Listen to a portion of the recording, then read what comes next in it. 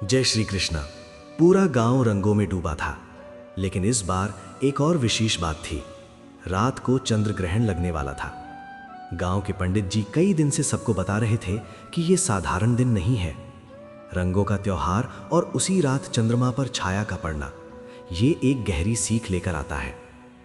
अर्जुन आंगन में आया तो उसकी दादी आसमान की ओर देख रही थी। उन्होंने कहा, बेटा, आज रात चंद्र ग्रहण है, जानते हो इसका क्या अर्थ है? अर्जुन ने जवाब दिया, दादी, बस इतना जानता हूं कि चांद पर छाया पड़ती है। दादी बोली, हाँ, विज्ञान कहता है कि जब पृथ्वी, सूर्य और चंद्रमा एक सीध में आ जाते हैं तब पृथ्वी की छाया चंद्रमा पर पड़ती है। लेकिन जीवन में भी ऐसा ही होता है। जब हमारे मन में अहंकार, क्रोध और नशा आ जाते हैं तो वे हमारी समझ और शांति पर छाया डाल देते हैं। अर्जुन चुपचाप सुनता रहा। दोपहर को गांव में रंग खेला जा रहा था। कुछ युवक फिर से भांग की तैयारी कर रहे थे। उन्होंने अर्जुन को भी बुलाया। अरे, आज तो चंद्र ग्रहण है, मजा दोगुना करेंगे।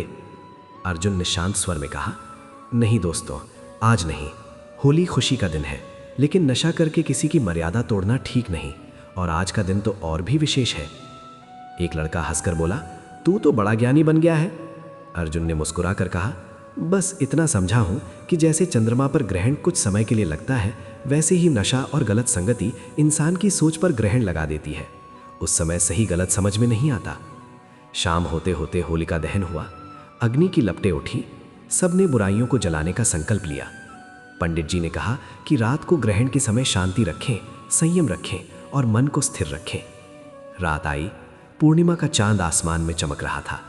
धीरे धीरे पृथ्वी की छाया उस पर पड़ने लगी। पहले एक कोना काला हुआ, फिर आधा चांद ढक गया। लोग छतों पर खड़े होकर ये दृश्य देख रहे थे। जो चांद कुछ देर पहले उज्जवल था, अब लालिमा लिए धुंधला हो गया था।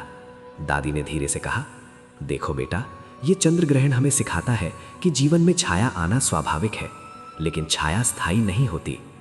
ग्रहण के समय पूरे गांव में शांति थी। कोई शोर नहीं, कोई रंग नहीं, बस आकाश की ओर टिकी निगाहें। अर्जुन के मन में एक बात स्पष्ट हो गई। जब इंसान अपने अंदर के दोषों को जगह देता है तो उसकी चमक भी ढक जाती है, लेकिन अगर वो संभल जाए तो रोशनी फिर लौट आती है। धीरे धीरे ग्रहण समाप्त होने लगा। चांद फिर से उजला होने लगा।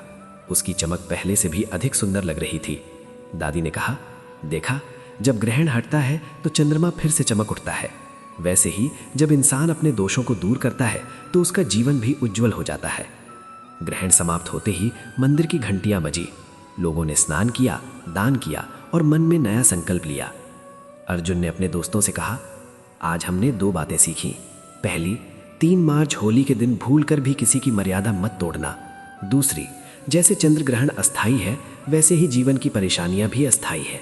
बस हमें अपनी सोच और व्यवहार को सही रखना है।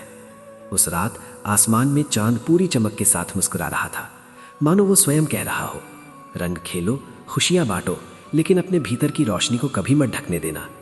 और तब से उस गांव में होली सिर्फ रंगों का त्योहार नहीं रही, बल्कि आत्मचिंतन, संयम और सम्मान का दिन भी बन गई। क्योंकि याद रखो, होली के दिन सबसे बड़ा ग्रहण तब लगता है जब इंसान अपनी मर्यादा खो देता है, और सबसे बड़ी जीत तब होती है जब वो फिर से सही रास्ते पर लौट आता है।